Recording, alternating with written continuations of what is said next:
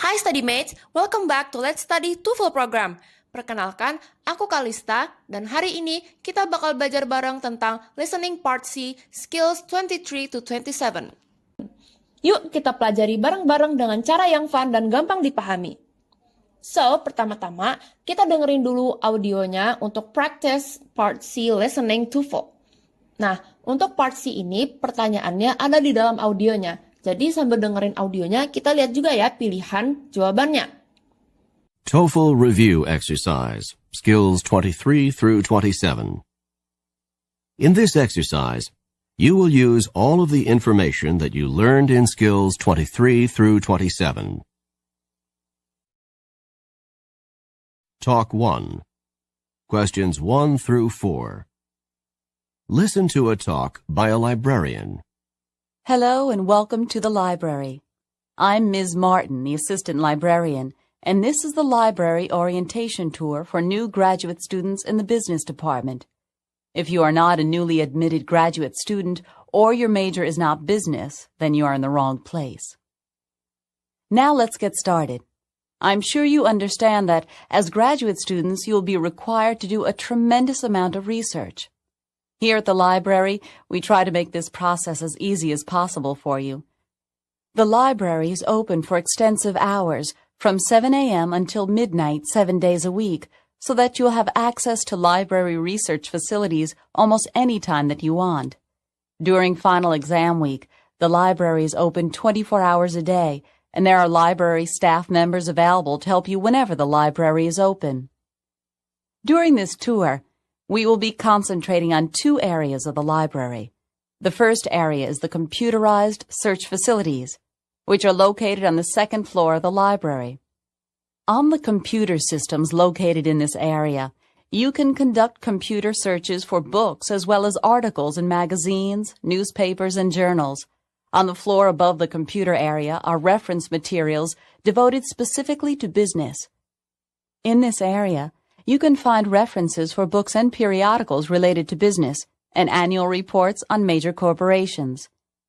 Now that we have completed this little introduction, we're ready to start the tour. Please follow me. Number 1. Who is Ms. Martin talking to?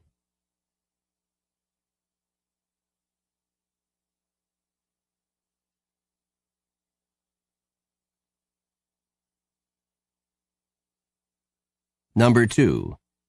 What are the library's hours during final exam week?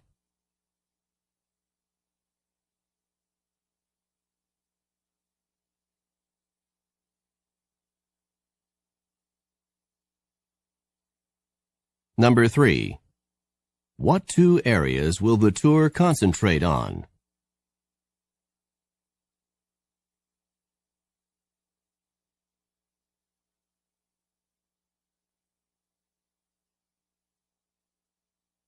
Number 4. What are the students probably going to do next? Nah, itu tadi audio nomor 1 sampai 4 dan juga pertanyaannya. And this is the transcript section, so you can see what is the monologue talking about. Nah, sekarang kita lanjut yuk ke pembahasan nomor 1 sampai nomor 4. Nomor 1, jawabannya adalah D, graduate business students. The question is, who is Ms. Martin talking to? Ms. Martin clearly states at the beginning, this is the library orientation tour for new graduate students in the business department. This directly identifies her audience. Pertanyaannya adalah, kepada siapa Ms. Martin sedang berbicara? Nah, Ms. Martin kan bilang, this is the library orientation tour, ini tour perpustakaan untuk graduate students in the business department. Nah, ini menyatakan kepada siapa dia sedang berbicara.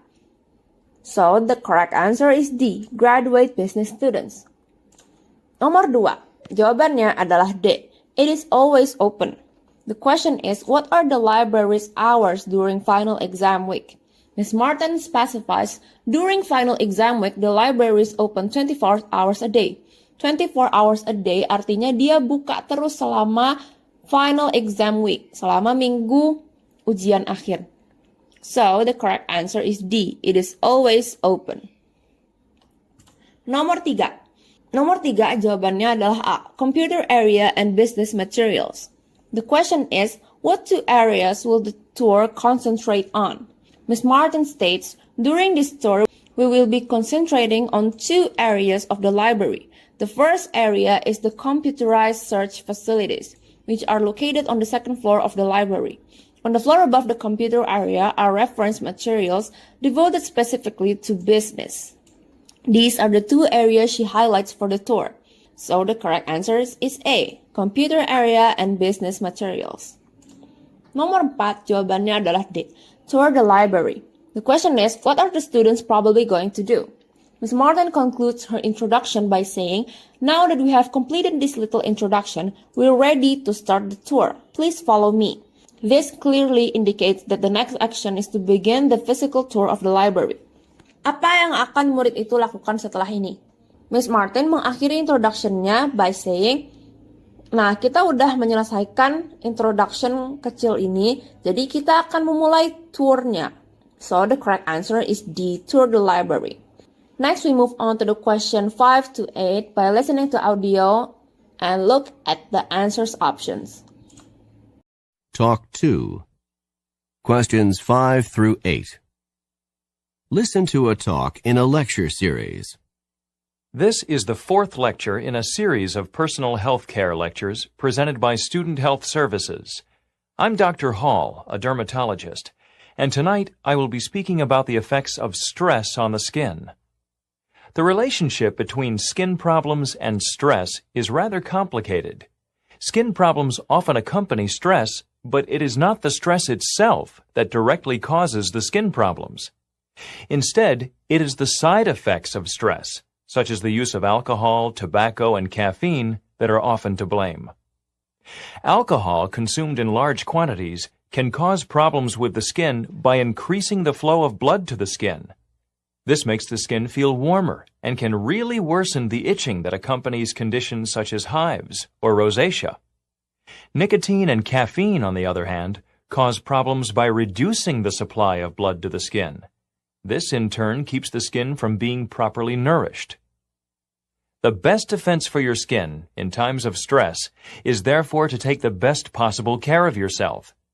If, when you are in periods of heavy stress, you consume large quantities of alcohol or coffee, or if you smoke heavily, it is your skin that will show the results. Thank you very much for your attention, and I hope that you will return next week for the next lecture in the series. Number 5.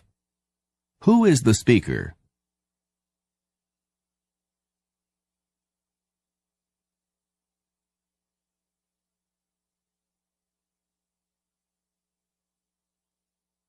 Number 6. What is the topic of the talk?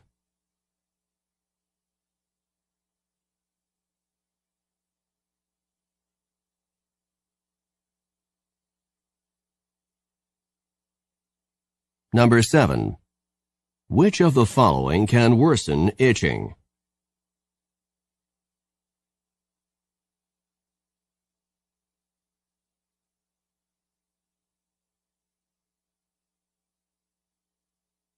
Number 8. How does caffeine irritate the skin?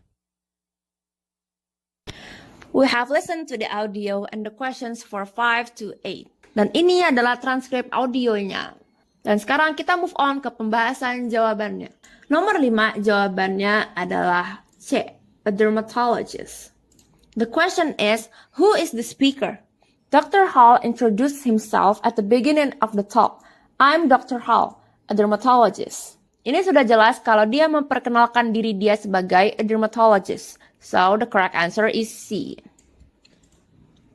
Number 6, jawabannya adalah B, how stress affects the skin. The question is, what is the topic of the talk? Dr. Hall clearly outlines the topic of his lecture by saying, tonight I will be speaking about the effects of the stress on the skin. The entire talk then proceeds to elaborate on this relationship, explaining how stress leads to certain behaviors, like using alcohol and caffeine that in turn harm the skin. Topik dari monolog yang disampaikan oleh Dr. Hall adalah dia sedang berbicara efek stres pada kulit. So the correct answer is B. Number 7. Jawabannya adalah A. Alcohol. The question is, which of the following can worsen itching? Dr. Hall explains, alcohol consumed in large quantities can cause problems with the skin by increasing the flow of blood to the skin. This makes the skin feel warmer and can really worsen the itching. That accompanies conditions such as hives or rosacea. Dia menyambungkan antara mengkonsumsi alkohol in large quantities dengan worsen the itching. Karena alcohol makes the skin feel warmer. Efeknya adalah worsen the itching. So the correct answer is A. Alcohol. Because it's worsen the itching. Number 8, jawabannya adalah C. It prevents the skin from receiving enough nourishment. The question is, how does caffeine irritate the skin? Dr. Hall states, nicotine and caffeine, on the other hand, cause problems by reducing the supply of blood to the skin. Nicotine and caffeine reducing the supply of blood to the skin. This in turn keeps the skin from being properly nourished. Dr. Hall mengatakan, caffeine bisa reducing supply blood to the skin, mengurangi supply darah ke kulit, dan akibatnya bisa menyebabkan skin from being properly nourished. So, the correct answer is C. Next, we move on to the last two questions, question number 9 to 10. Talk 3. Questions 9 through 12. Listen to a lecture given by a professor. In today's class, we will be discussing the 19th century crash of the gold market. When the U.S. gold market crashed on September 24, 1869, the day became known as Black Friday. What set the stage for the crash was the excessive amount of paper currency issued by the government to finance the Civil War. At the end of the war, speculators in New York tried to capitalize on the inflated price of gold in relation to paper currency by cornering the gold market. Their effort to corner the market was based on what turned out to be false assurances from the president's brother-in-law that the United States government would not sell off any of its gold reserves. When the U.S. Treasury announced $4 million in gold sales, the bottom fell out of the gold market and the price of gold crashed. Number 9. When was the day known as Black Friday?